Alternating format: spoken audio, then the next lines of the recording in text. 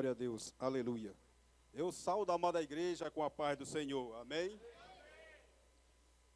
Irmãos, poder acertar um minutinho? Eu quero louvar a Deus por essa riquíssima oportunidade. Quero agradecer a minha família que não pôde estar comigo, a minha esposa, Teila Jordana, meus 3 filhos, Josué, Israel Júnior e Israel Jordana, que estão me assistindo agora pela internet. Amo vocês. Quero louvar a Deus por essa riquíssima oportunidade, porque sem Ele, nada podemos fazer. Se você está nessa noite aqui, é porque Deus escolheu esse lugar.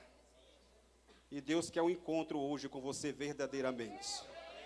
Quero externar minha alegria também ao pastor Antônio Moura. Pastor Antônio Moura, nós nos conhecemos só pelas redes sociais. Pastor Antônio Moura me confiou essa oportunidade. E não poderia eu, aqui, diante de vocês, agradecer o pastor Antônio Moura por essa oportunidade.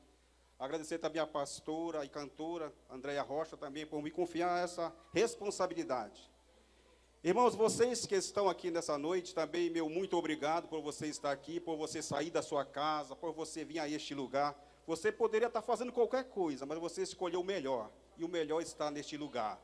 Amém? Obrigado a você que nos assiste pela internet. Deus tem uma bênção toda especial para você. Nessa noite aqui, diante de tantos pregadores dos Gideões, pregadores que já têm experiência nesse altar, diante do pastor Antônio Moura, que pregou uma mensagem, aí eu pergunto, o que pregar agora, depois de uma mensagem dessa? Pastores que estão aqui presentes, me sinto tão pequenino diante de vocês, pois aqui é uma responsabilidade muito grande de falar de missões. Eu gostaria agora que você ficasse de pé e abrisse em Lucas capítulo 26, capítulo 23. Lucas capítulo 23. Versículo 33. Glória a Deus. Louvado seja o nome do Senhor. Eu trago um abraço de todo o estado do Amapá para essa cidade, para esse povo que está aqui hoje, feliz de estar na presença de Deus, amém? Eu resido ali no estado do Amapá, sou pastor auxiliar ali naquele estado, e trago um abraço da minha igreja, trago um abraço da minha cidade, do meu estado, e vocês estão convidados para tomar açaí no dia que vocês forem à minha cidade, amém? Glória a Deus. Vamos ler o versículo 33, que está escrito assim: quando chegaram a um lugar chamado Calvário, ali o crucificaram, bem como aos malfeitores, um à direita e outro à esquerda. Contudo, Jesus dizia: Pai, perdoa-lhes, porque não sabem o que fazem. Então, repartindo suas vestes, as vestes dele lançaram sortes. Louvado seja o nome de Deus. Podem tomar um assento, glorificando o nome do Senhor Jesus. Amém? Glória a Deus. Irmãos, estar num congresso como esse e não falar de missões, não falar de Jesus, num congresso de missões, não seria missão. Estar num congresso como esse e não falar do maior missionário de todos os tempos, que dividiu a história e antes e depois, não seria missão. Estar num congresso como esse e não falar da maior obra que resultou na igreja de Deus, na face da terra, não seria missão. Então, nessa noite, eu gostaria de compartilhar com você sobre a vida daquele que foi o maior missionário de todos os tempos, que realizou a maior obra missionária na face da terra, que resultou em mim e em você hoje estar livre e salvo para a glória do nome de Deus. Você vai entender aqui o que é o real significado de missão. Se eu perguntar aqui para você nessa noite, quem quer ser um missionário aqui? Levante a mão. Poucos querem ser missionários. Aqui no altar, quem quer ser missionário? Todos aqui são missionários? Glória a Deus. Aí embaixo, alguém quer ser missionário? Levante a mão. Louvado seja o nome de Deus. Deixa eu te dizer uma coisa, irmãos. Ser missionário não é glamour. Ser missionário não é vaidade. Ser missionário não é luxo. Ser missionário não é riqueza. Ser missionário não é ter o rostinho no outdoor. Ser missionário não é ter fama. Ser missionário não é ter sucesso. Pelo contrário, missionário é sofrimento, é dor, angústia, mas é a certeza de uma coisa, que a recompensa vem do céu, que a recompensa vem de lá. Não importam os momentos ou as circunstâncias, missionário que é missionário não desiste, porque ele sabe que a recompensa vem de lá de cima. E eu quero falar da vida daquele que é o maior missionário de todos os tempos. O nome dele chama-se Jesus. Como é o nome dele? Jesus. Mais alto, como é o nome dele? Jesus. A humanidade estava caída, destituída da presença de Deus. Precisaria nascer um que restaurasse de volta a humanidade para a presença de Deus. Alguém teria que pregar o evangelho. Não só pregar, mas dar a vida para resgatar de novo a humanidade para a presença de Deus. No decorrer da história, muitos homens se levantaram para tentar recuperar a humanidade. Quem não se lembra de Noé? Se levantou, só ele e a família dele conseguiu.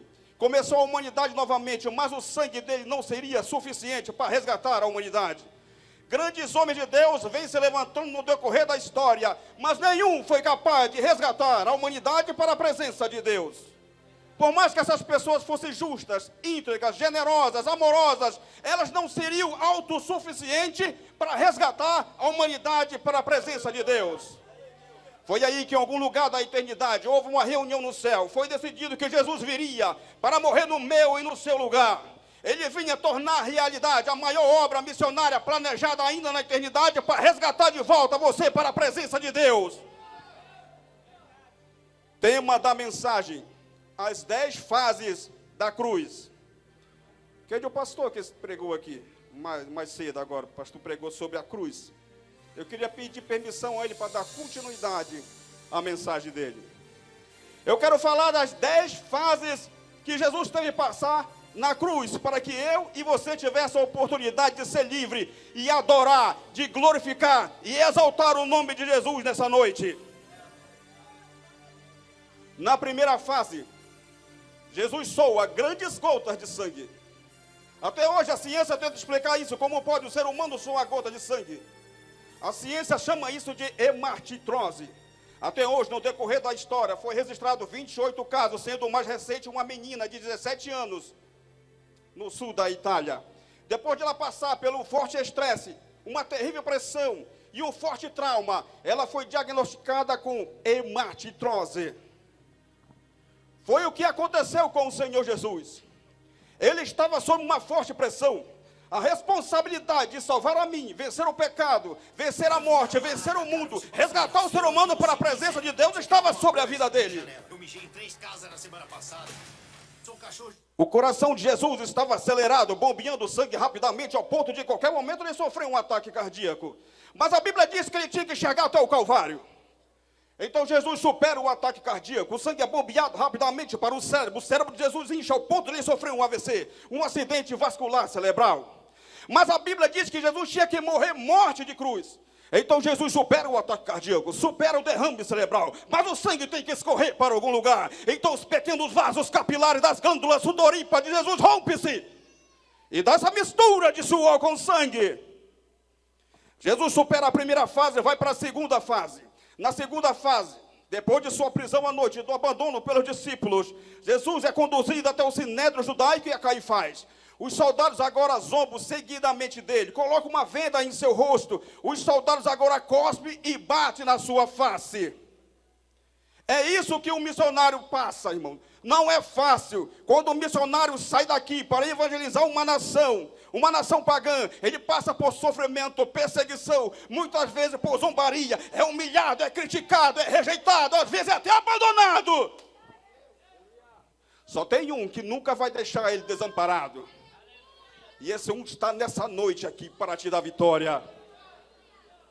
Jesus não vai desistir da maior obra missionária arquitetada no céu para nos resgatar, para transformar aquilo que nós chamamos hoje de igreja.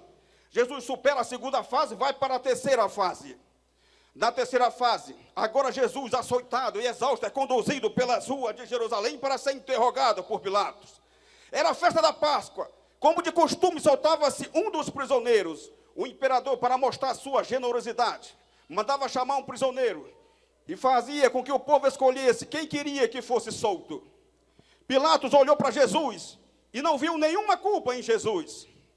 Então ele teve a ideia: vou colocar um ao lado de Jesus e vou deixar o povo decidir. Pilatos manda chamar um homem sanguinário, violento, um homem sem escrúpulo, um homem sem moral, um homem corrupto, e coloca ao lado de Jesus. De um lado, um homem íntegro, reto, temente, um homem por amor. O homem que só praticou o bem, só praticou a justiça. Do outro lado, um homem sanguinário. violento, sem escrúpulo, um homem corrupto e imoral. Pilatos começa a perguntar: quem queres que eu solte, Jesus ou Barrabás? Quem queres que eu solte, Jesus ou Barrabás? Vamos mostrar aqui na prática. Por favor, presidente, pastor, vem aqui, pastor. Vem aqui, pastor. Aqui vamos ver, aqui é Barrabás, amém? E aqui é Jesus Cristo. Aí eu pergunto a você: quem quer que eu solte? Vocês vão gritar: solte Barrabás e crucifica Jesus. Amém? Entenderam? Então vamos lá. Quem queres que eu solte? Mais alto. Quem queres que eu solte? Quem queres que eu solte? Glória a Deus. Obrigado. Foi isso que aconteceu na terceira fase. O povo exclamava dizendo: solte Barrabás e crucifica Jesus. Pastor Antônio Moura, pastores que estão aqui presentes, pregadores, cantoras, eu não consigo entender. Como alguém que experimenta do amor, da generosidade, dos milagres, da compaixão, agora pede para ele ser crucificado e soltar um homem sem escrúpulos, sem moral, um homem corrupto, sanguinário e violento. Eu não consigo entender. Isto só não mostra uma coisa, que muitas vezes nós não sabemos escolher. Aí eu pergunto a você hoje: se você tivesse a oportunidade de escolher Jesus ou Barrabás, quem você escolheria hoje, no século 21? Mais alto, quem você escolheria? Então por que tem muita gente escolhendo o Barrabás no dia de hoje? Porque as pessoas preferem a prostituição do que Jesus. Eu não consigo entender porque a pessoa prefere o adultério do que Jesus. Eu não consigo entender porque a pessoa prefere a mentira do que Jesus. Eu não consigo entender porque a pessoa prefere a fofoca do que Jesus. Eu não consigo entender como a pessoa prefere a falsidade, o egoísmo do que Jesus. Eu não consigo entender como uma pessoa prefere a imoralidade do que Jesus, a corrupção do que Jesus. Eu não consigo entender como alguém prefere ficar em casa de estar neste lugar adorando Jesus. Louvado seja o nome de Deus. Eu não consigo entender como alguém que experimenta do amor, da compaixão, da generosidade, dos milagres de Jesus, agora pede para ele ser crucificado. E em pleno século 21, tem muita gente escolhendo o Barrabás. Tem muitas pessoas escolhendo o Barrabás nos dias de hoje. Então Jesus é entregue para a quarta fase e Barrabás é solto. Eu peço que você memorize a terceira fase. Jesus é entregue para a quarta fase. Na quarta fase era o açoitamento romano. No açoitamento romano, a vítima era despida e presa numa coluna. Eu estou falando que a vítima era despida. Não é como você vê em minissérie, filmes, novelas. Não. A vítima era despida e presa numa coluna, então ela curvava-se sobre um tronco com as mãos atadas sobre ele. O instrumento de tortura constituía no curto cabo de madeira, onde estavam presas nele 8 tiras de couro, e em suas pontas pedaços de ferro e osso. Os golpes eram aplicados na costa da vítima por 2 algozes, um de cada lado. Quando o primeiro descia o chicote, o segundo descia para que não desse tempo da vítima respirar. Isso faria com que mais tarde o ar comprimido em seus pulmões causasse uma dor insuportável no seu peito. Os golpes eram tão profundos que apareciam as veias, as artérias e muitas vezes certos órgãos internos. Isaías disse que ele foi ferido pelas nossas transgressões, é moído pelas nossas iniquidades. Mas você acha que ele vai desistir? Por amor de mim, por amor de você, ele vai até o fim. Ele supera a quarta fase e vai para a quinta fase. Na quinta fase, os soldados desamarraram as mãos de Jesus do tronco. Ao desamarrar as mãos de Jesus do tronco, o seu corpo ensanguentado, endurecido em contraste com aquele tronco, os soldados, ao puxar Jesus do tronco, a sua pele estava agarrada àquele tronco. Ao puxar, a sua pele arrancada, causando uma dor insuportável em Jesus, e jogaram Jesus em meio à tropa pretoriana. Os soldados pretorianos eram uma guarda especial escolhida pelo próprio governador, pelo próprio imperador. Augusto César foi o primeiro a instituir a guarda pretoriana. A guarda pretoriana fez um caminho à direita e outro à esquerda. Os soldados colocaram uma capa sobre ele, um caniço em sua mão e uma coroa de espinhos na sua cabeça, e fizeram Jesus passar pelo meio do caminho. Se você nunca ouviu aquela expressão, caminho do inferno, é aqui que nasce aquela expressão, caminho do inferno. Lá vai Jesus passando pelo meio. Diz a história que o prisioneiro que conseguisse passar por aquele caminho, sem abrir a sua boca, ele era libertado. Jesus vai passando pelo caminho, levando chutes e pontapés, é esbofeteado, é arrastado por aquele caminho. Jesus é espancado, é humilhado, é cuspido. Jesus pega socos e pontapés, mas ele não abre a boca, ele vai até o fim. Ele não vai desistir, ele vai até o fim. Quando ele chega do outro lado, sem abrir a boca, os soldados não libertaram Jesus. Aí cumpre-se a palavra que Isaías disse, que ele foi levado como ovelha muda ao matador e não abriu a sua boca. Jesus aguentou por mim e por você, ele atravessou aquele caminho, não abriu a boca, e mesmo assim não libertaram o meu Jesus. Jesus não vai desistir, ele vai para a sexta fase. Na sexta fase, os soldados colocaram uma viga de 45 quilos em seu ombro, porque a cruz somada toda no seu total pesava mais ou menos 145 quilos. Dificilmente um prisioneiro conseguiria carregar no estado de espancamento, mas 45 quilos facilmente uma pessoa conseguiria carregar. Só que aquela viga, somada ao seu esgotamento físico, isso o faz cair. Ele esforça para se levantar, porém não consegue. Ele se esforça mais uma vez, não consegue. Ele está sozinho, não tem nenhum amigo, nenhum parente, nenhum discípulo, nenhuma pessoa que ele corou. Está sozinho, caído naquele chão com aquela viga sobre o seu ombro. Louvado e exaltado seja o nome de Deus. Quantas vezes nós nos sentimos assim? Como se nós estivéssemos carregando uma cruz tão pesada, que você não consegue mais caminhar. Que você já tem andado encurvado, você já caiu, muitos não conseguem mais se levantar.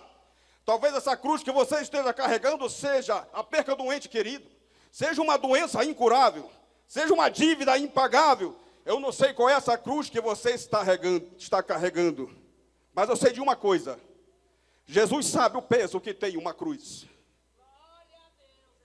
Jesus sabe o peso que tem uma cruz. E Ele vai te ajudar a carregar a cruz. Você não vai carregar essa cruz sozinho. Jesus, Ele não te prometeu te livrar da cruz. Ele disse: aquele que quiser vir após mim, tome a sua cruz e siga-me. Mas Ele prometeu uma coisa: aliviar o peso. Vinde a mim todos que estão cansados e oprimidos, e eu vos aliviarei. Ele não te prometeu te livrar da cruz, mas prometeu aliviar o peso. Então não se preocupe, não importa a cruz que você está carregando. Eu só sei de uma coisa: quando você cair, Jesus vai estar ali para te ajudar, para te levantar. E Ele vai dizer: filho, não desista, não desista, não desista, porque eu vou contigo até o final. Não importa se você já está se arrastando, não desista. Passe o que você tiver que passar, chore o que você tiver que chorar, sofra o que você tiver que sofrer, só não desista.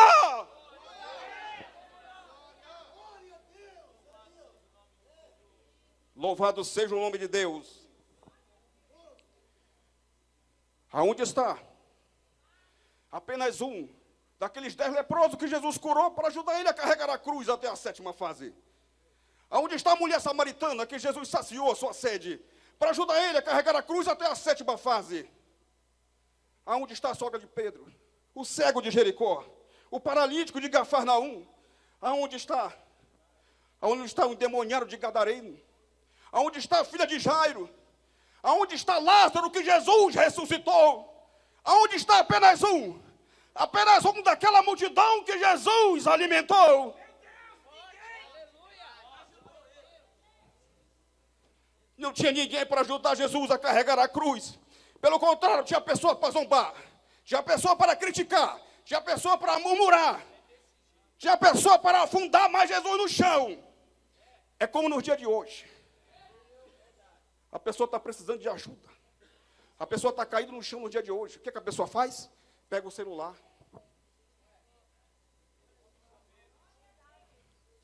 Manda para o grupo. E começa a fazer carinha de risada. O que está acontecendo com essa geração? O que está acontecendo com esse povo? Se você vê o caído, estende a mão para levantar. Chegou a hora de você rever seus conceitos. Fazer missão não é ter o rostinho lá no outdoor, não. Fazer missão não é sinônimo de sucesso. Fazer missão não é viajar, fazer turismo. Fazer missão é estender a mão e levantar. É se colocar no lugar do outro. É dizer, se não der certo, eu vou estar aqui para te ajudar. Fazer missão é chorar com os que choram, se alegrar com quem se alegra, é dizer, eu estou do teu lado, não importa o que aconteça.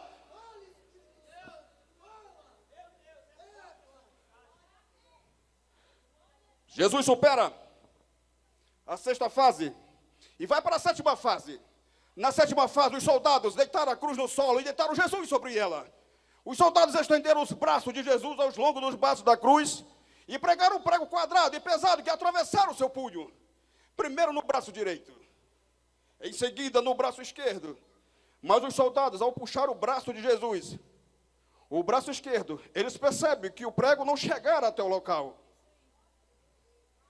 Porque aquela cruz não era de Jesus. Não tinha as medidas de Jesus. No deserto, o madeira era escassa. A cruz era feita sob medida. Mas aquela cruz que estão crucificando Jesus, não tinha as medidas de Jesus. Aquela cruz tinha as medidas de Barrabás. Aquela cruz não era para ele, era para Barrabás.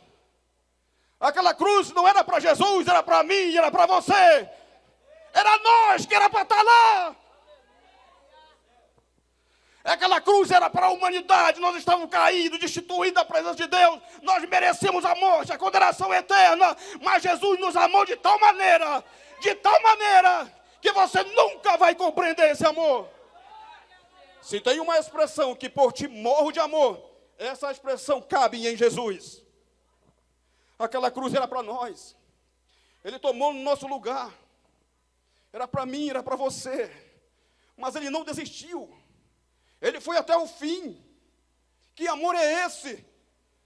Jesus supera a 7ª fase e vai para a 8ª fase. Na 8ª fase, os soldados fizeram um buraco no chão e amarraram 3 pontas de cordas em cada ponta da cruz. Os soldados agora puxam aquela cruz e, ficando no chão, o peso de Jesus inclinara para a frente com impacto. E seu peso, ao inclinar para a frente, as suas costas ensanguentadas, em contraste com aquele madeiro já endurecido, faz com que a peito da sua costa rasgue. Agora Jesus, cheio de ferimento e coberto de sangue, é um espetáculo patético para aquele povo que assiste do alto. Ficando naquela posição horrível por várias horas, o seu corpo está fadigado. Ele sente cãibra por todos os músculos. Começa agora uma outra agonia, uma dor insuportável no peito por causa da compressão dos fluidos do coração. Ele sente uma sede abrasadora, mas ele não vai desistir. Ele não vai desistir. Sabe por que ele não vai desistir? Porque ele viu cada rostinho que está nessa noite aqui. Ele viu você se arrumando para estar nessa noite aqui. Ele viu você dizendo: Senhor, hoje eu vou lá para te adorar. Hoje eu vou lá para te exaltar. Hoje eu vou lá porque tu és rei. Ele viu você e ele disse: eu não vou desistir. Então abre a sua boca, levanta a mão para cima, dá um glória aí, glorifica.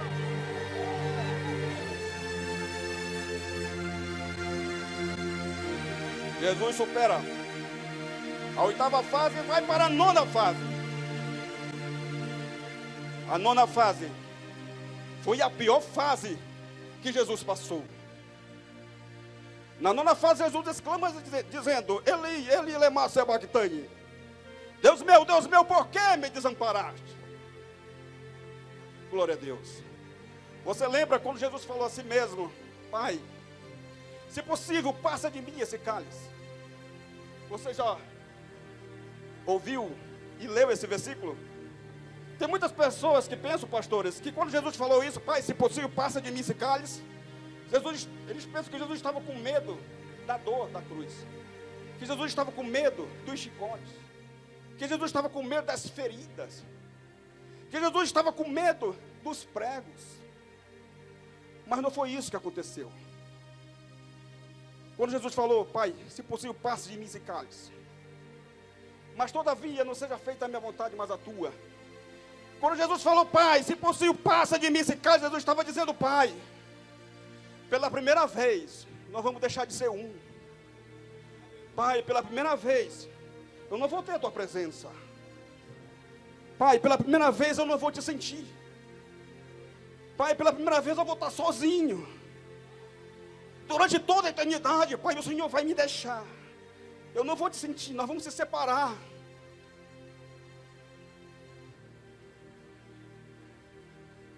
Isso é testemunho de que Cristo experimentou a separação de Deus Pai ao tornar-se substituto do pecador. Esta é a pior tristeza, a angústia que ele sente. Cristo morre abandonado para que você hoje jamais fosse abandonado. A separação eterna que era para cada um de nós, Jesus tomou no nosso lugar. Então quando você hoje estava sozinho, chorando na cabeceira da sua cama, Jesus estava lá com você dizendo, filha, filho, não desista, eu estou aqui com você. Quando a tua mãe, teu pai desistir de você, não se preocupe, Jesus vai estar ali com você. Quando você dizer, pai, eu não aguento mais, Jesus, não dou mais conta, Jesus está dizendo, calma, filho, eu nunca vou te deixar sozinho, porque eu sei o que é experimentar uma separação, porque eu sei o que é não ter a presença de Deus. Quando você se sentir angustiado, depressivo, sozinho, olhar para um lado, olhar para o outro e ver que não tem mais saída, Jesus está diante de ti dizendo, filho, eu te abraço, eu te amo e jamais vou te deixar sozinho.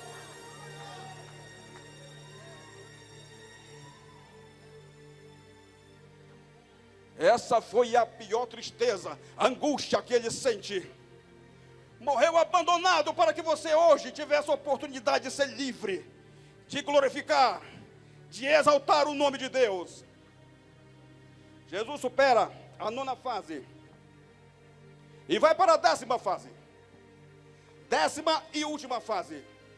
Na 10ª fase, Cristo profere 7 palavras.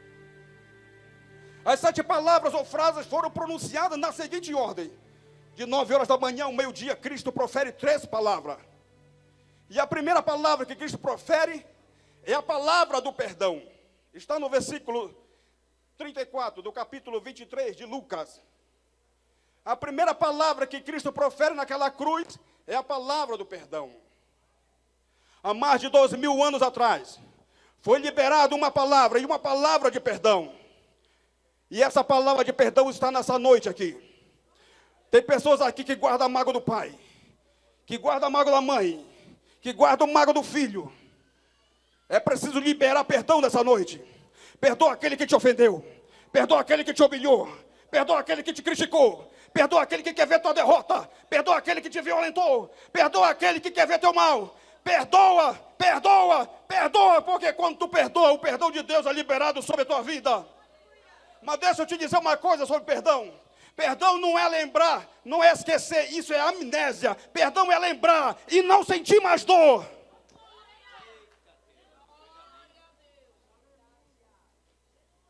Jesus libera a segunda palavra, e a segunda palavra está em Lucas capítulo 23, versículo 43. Jesus fala, hoje estarás comigo no paraíso. A obra missionária, qualquer missionário que sai para o campo, qualquer igreja missionária tem que gerar pelo menos 7 resultados. O primeiro resultado que o missionário, a obra missionária tem que gerar é o perdão. O segundo resultado que a obra missionária tem que gerar é a salvação. Foi o que Jesus liberou da cruz, a palavra de salvação. Disse para aquele ladrão, hoje mesmo estarás comigo no paraíso. Então uma palavra de salvação foi liberada há mais de 2.000 anos atrás e está aqui nessa noite. A salvação para a tua família, a salvação para o corrupto, a salvação para o imoral, a salvação para o bandido, a salvação para aquele que está distante de Deus. A palavra salvação deriva do grego e significa livramento. Livramento das coisas que aconteceram, estão acontecendo e ainda vão acontecer. Se você está nessa noite aqui, porque você teve livramento. Se você está hoje aqui, glorificando o nome de Deus, é porque você teve livramento. A palavra de salvação está neste lugar nessa noite. Não saia daqui sem a tua salvação. Não saia daqui sem a salvação da tua família. Amanhã pode ser tarde demais. A palavra de salvação está pairando hoje aqui. Então agarra ela, não deixa ela passar aí. A terceira palavra que Cristo profere é a palavra do amor à família. Lá em João capítulo 19, versículo 26 e 27, ele diz: ei mulher, eis aí teu filho, filho, eis aí a tua mãe. Uma palavra de amor à família. Deixa eu te dizer uma coisa. O bem mais precioso que você tem na face da terra não é teu carro importado, não é os bilhões na tua conta, não é a tua mansão. O bem mais importante que você tem na face da terra é a tua família. Então respeite a tua família, ame a tua família, zele pela tua família, lute pela tua família, não desista da tua família. Chega meio-dia, houve 3 horas de trevas. Do meio-dia às 3 horas da tarde, nenhuma palavra de Cristo foi proferida. Por que não se ouviu a voz de Jesus durante meio-dia às 3 horas da tarde? Porque houve 3 horas de trevas. E quem está em trevas não consegue ouvir a voz de Deus. Quem está em trevas facilmente tropeça, cai, é derrotado, porque não consegue enxergar o que está à tua frente. Por isso, nessa noite aqui, se você não tem conseguido alcançar suas vitórias, se você não tem conseguido ser bem-sucedido, se você não tem encontrado paz, é hora de você vir para a luz. E a luz se chama Jesus, e Ele está nessa noite aqui. Chega, 3 horas da tarde, Cristo libera a quarta palavra. A quarta palavra é do sofrimento espiritual.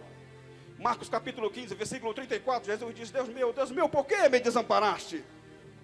Está numa condição de morte espiritual, nos impossibilita de louvarmos a Deus com vigor, com alegria, com paz. Aí ficamos apenas na saudade de tempos atrás, de quando você louvava o Senhor com alegria, de quando você buscava o Senhor com ousadia, de quando você amava ler a palavra de Deus, de quando você jejuava, orava, de quando você se consagrava e tinha prazer de estar na casa do Senhor. Se você perdeu a vontade de estar na casa do Senhor, se você perdeu a vontade de ler a palavra de Deus, se você perdeu a vontade de estar aqui na presença de Deus, é porque você está morto espiritual. Mas aquele que vivifica está nessa noite aqui. Então não saia daqui sem sair daqui renovado. Hoje é a oportunidade de você sair daqui renovado, cheio da graça. Deixa eu correr aqui, que o tempo não nos permite. Cristo libera então a quinta palavra. A quinta palavra está em João capítulo 19, versículo 30 e 28. Quando ele diz: Pai, eu tenho sede. Eu tenho sede. É o sofrimento físico. A obra missionária, ela tem que gerar o perdão, tem que gerar a salvação. A obra missionária tem que gerar a restauração e o amor à família. A obra missionária tem que vivificar os que estão mortos espirituais. A obra missionária tem que se compadecer daqueles que sofrem. A obra missionária tem que resgatar o abatido, o caído. Tem que orar pelos enfermos. Jesus sofreu fisicamente no meu e no seu lugar, para que você hoje saísse do sofrimento físico. Cristo então libera, segura o fôlego e libera a sexta palavra. A sexta palavra que Jesus libera é uma palavra de triunfo. Jesus está ali esgotado, exausto, ao ponto de perecer. A morte está ali do lado de Jesus. Mas Jesus tem que liberar ainda 2 palavras. E a sexta palavra que ele libera é a palavra de triunfo. Ele diz: Pai, está consumado. Pai, está consumado. Tetelestai, tetelestai, tetelestai. Esta palavra é usada nos tempos de Jesus em vários segmentos, mas os 2 principais eram: quando o cidadão pagava o seu imposto, ele recebia um carimbo, tetelestai, dívida paga.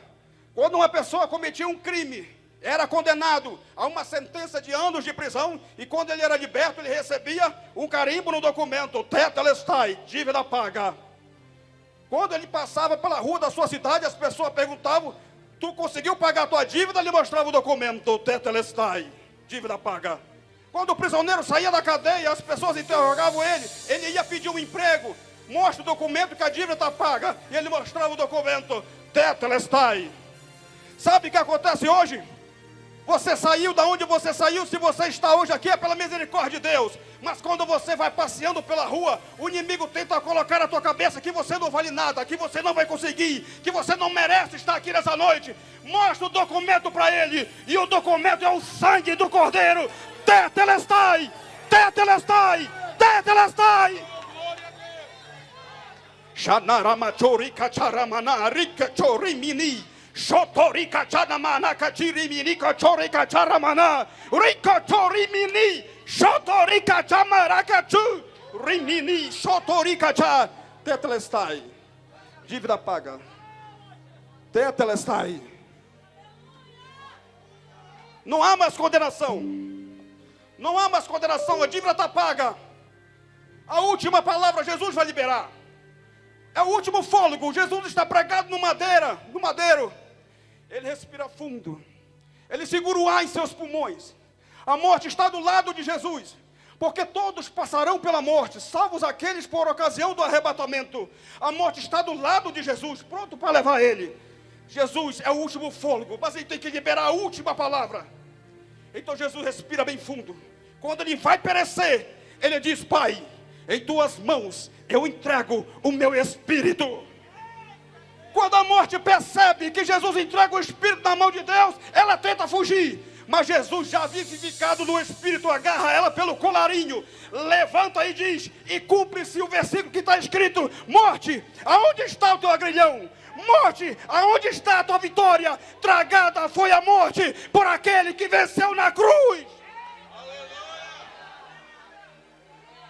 Uma palavra de entrega foi liberada há mais de 12 mil anos atrás. Então se coloque de pé. Aquele que quer entregar a vida para Jesus essa noite, vem até a frente. Aquele que quer entregar os seus negócios, aquele que quer entregar-se para Jesus, quer mudar de vida, vem à frente que Jesus está te esperando. Louvado seja Deus.